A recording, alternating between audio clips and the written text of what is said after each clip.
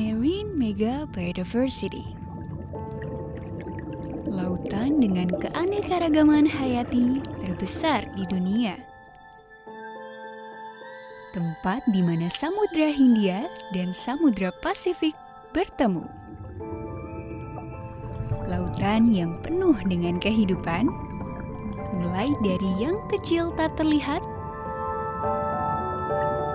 hingga yang berukuran raksasa.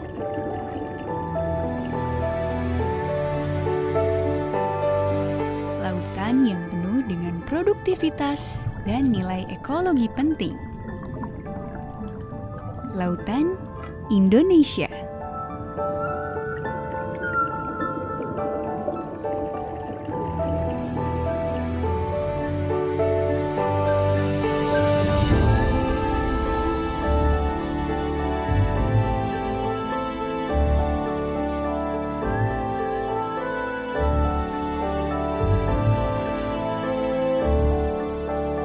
Perairan Laut Indonesia memiliki luas sekitar 5,8 juta kilometer persegi. Di dalam lautan Indonesia inilah bisa kita temukan beragam jenis lingkungan laut yang unik dan tak terhitung jumlahnya.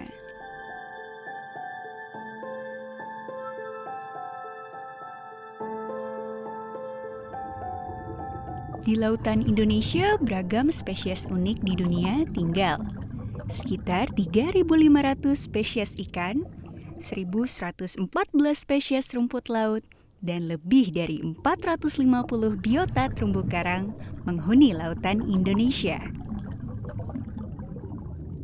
Lautan Indonesia merupakan habitat bagi 76% spesies terumbu karang dan 37% ikan karang dunia. Indonesia adalah jantung dari segitiga karang dunia.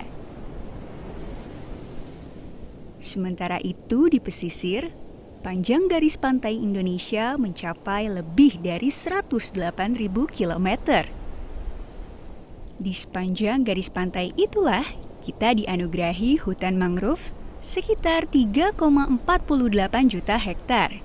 Di mana luasan ini adalah 23% dari total ekosistem mangrove di dunia.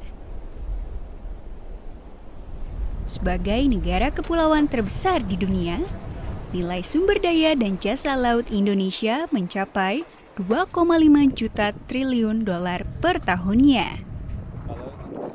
Nilai kekayaan itu bersumber dari perikanan, terumbu karang, ekosistem mangrove, ekosistem lamun, potensi wisata bahari, bioteknologi, transportasi, dan lain sebagainya.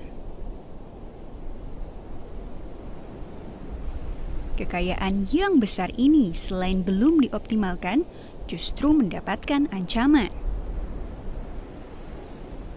Dari luas terumbu karang sebesar 25.000 km persegi yang telah terpetakan, ternyata hanya 5,3% dalam kondisi sangat baik dan 27,18% dalam kondisi baik.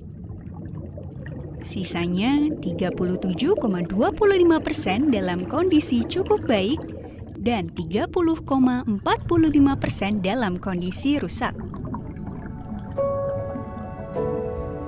Pemanasan global dan aktivitas manusia adalah ancaman terbesar terhadap kekayaan lautan Indonesia. Penangkapan ikan berlebih dan penangkapan ikan ilegal salah satu ancaman serius bagi kekayaan laut Indonesia.